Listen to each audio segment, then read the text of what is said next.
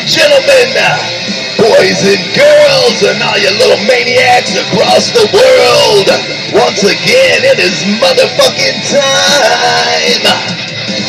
Life Behind Bars broadcast, coming at you live, uncut, and unready from Spreaker Podcast and Broadcast Radio.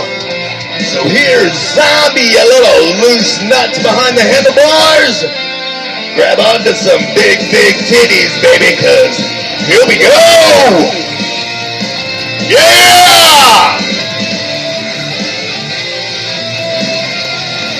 Alright! Ladies and gentlemen, boys and girls. Oh yeah. Hold on to some big titties because, yo, here we go. Oh, I've missed every single one of you, and I appreciate you for tuning in. I'm Zombie, and rock and roll, let's get this motherfucking LBBR off the ground.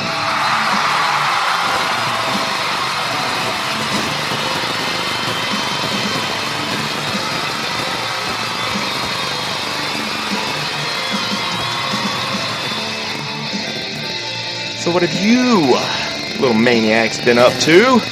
It has been definitely a little bit of some riding weather. Be down a little bit, Flip, and turn that mic off. Do some technical. You guys, we've been up there for a minute.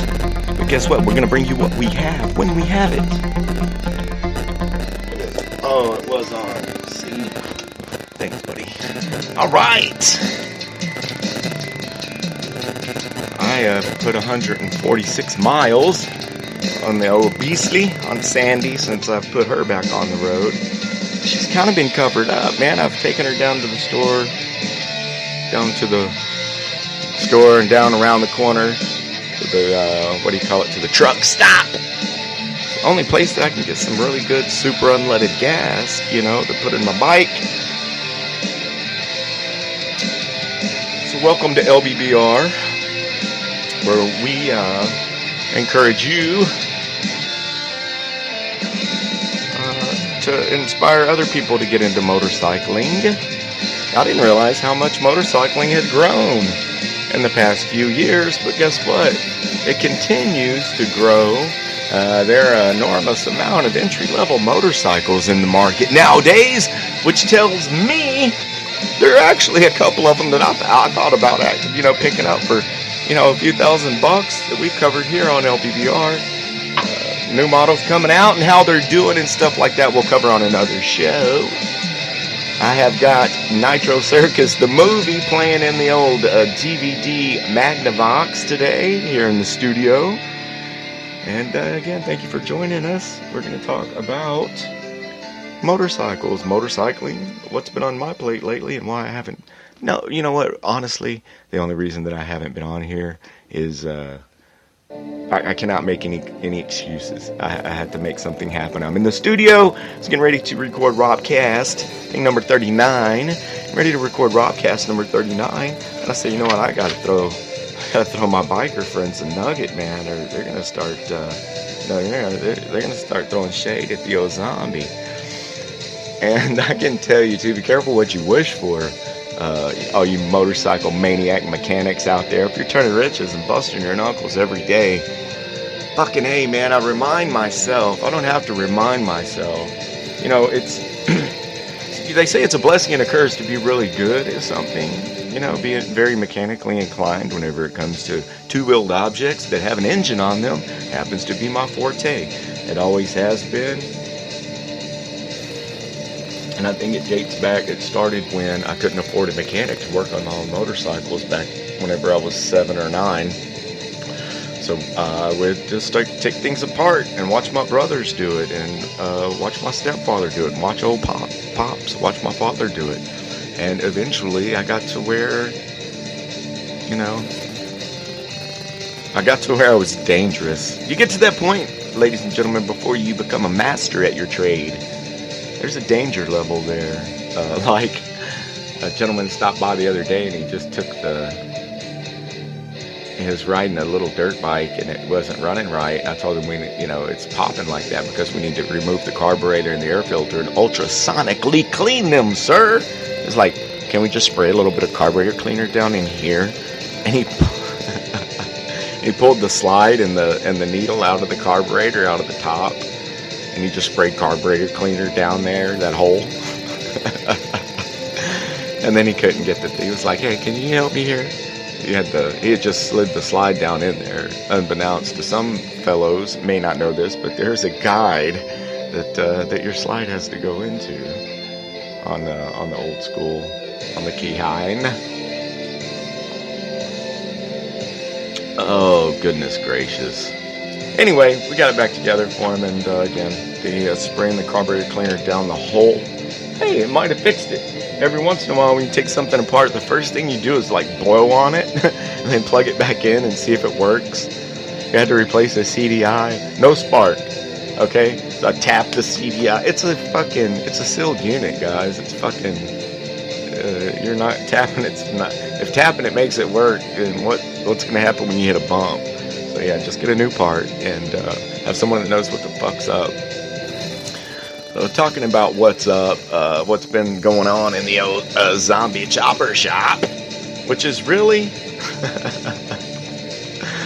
oh my, it's the 2-year anniversary of Robcast Radio, and we're fucking super excited about that.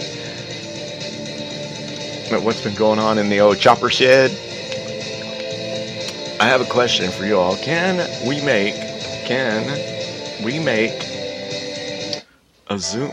Here, let's just kill the background music, dude. We'll have Saved by the Bell in the background kicking, and the Nitro Circus movie, and that will eliminate some popping and a clicking.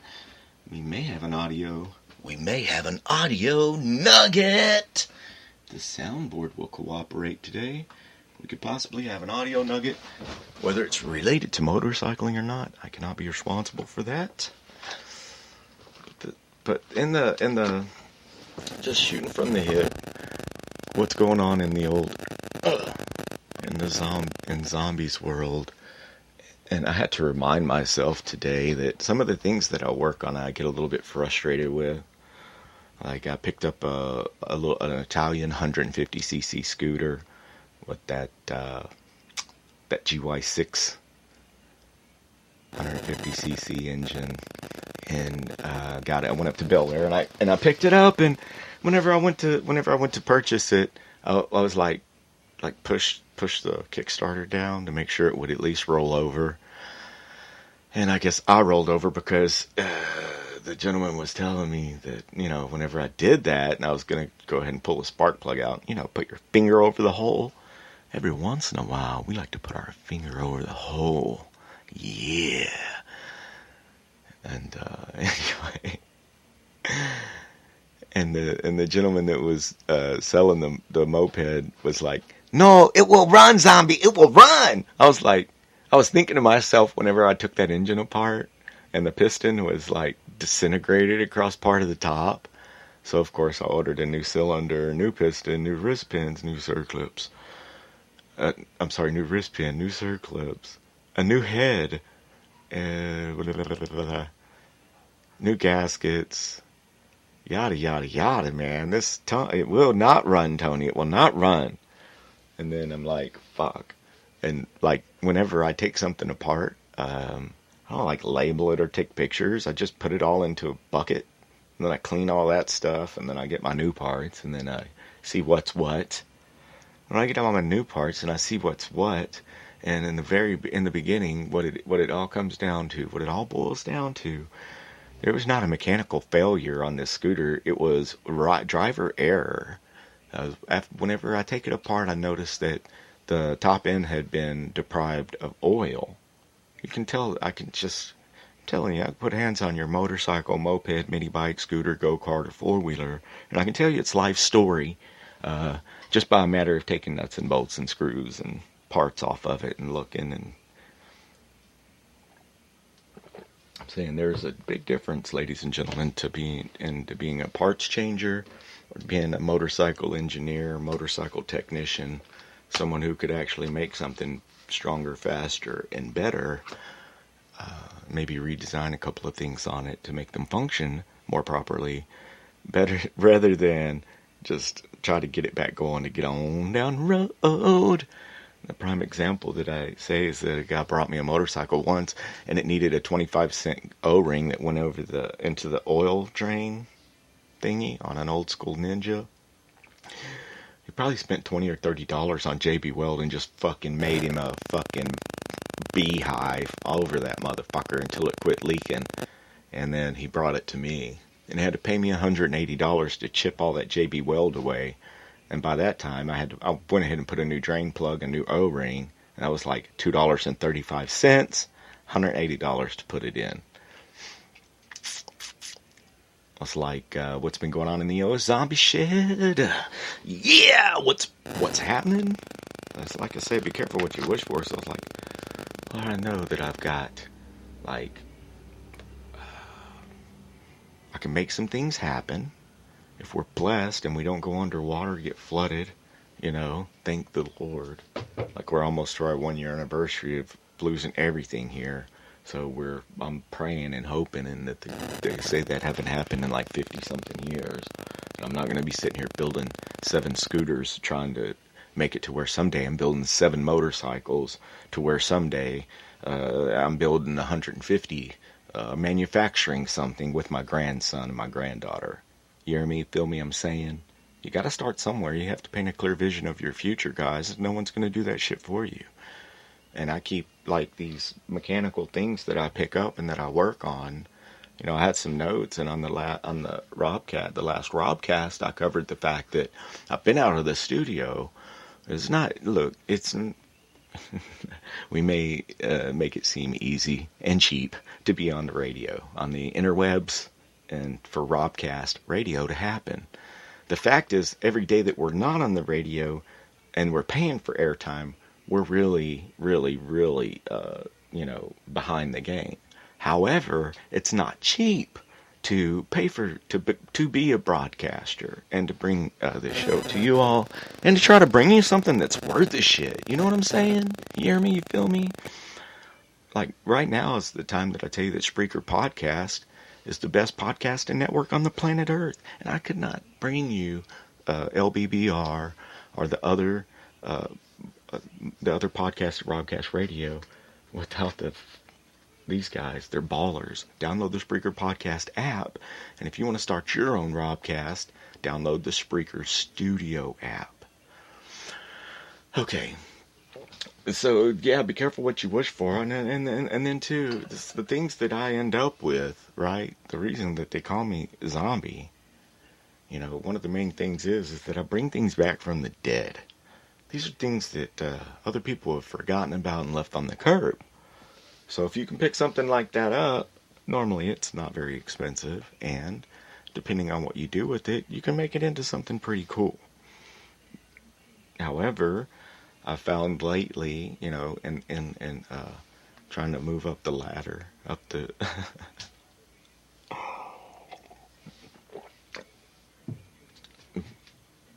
I build a go-kart and let's say a little Chinese four-wheeler, and trade those for some other things. Let's say now we've got in the shed a little Apollo pit bike, Yamaha Pee-wee. Yes, this scooter that Tony it will run. And then another guy comes by with some crazy looking 3-wheel. It looks like a motorcycle, but it has 2 wheels in the back, and it has a fucking cab. Yeah, it has a full cab and a trunk on it, and it was wild, but it was also a GY6 150cc powered, similar to a dune buggy. I have a friend that has a dune buggy with a blown motor. I thought maybe I could at least pull this power plant off if it's good. Put it on, and not put it on the dune buggy, but hook my buddy up with it. Anyway, so there's some crazy things that I end up with. The reason I ended up with that, I was thinking, man, this thing looks like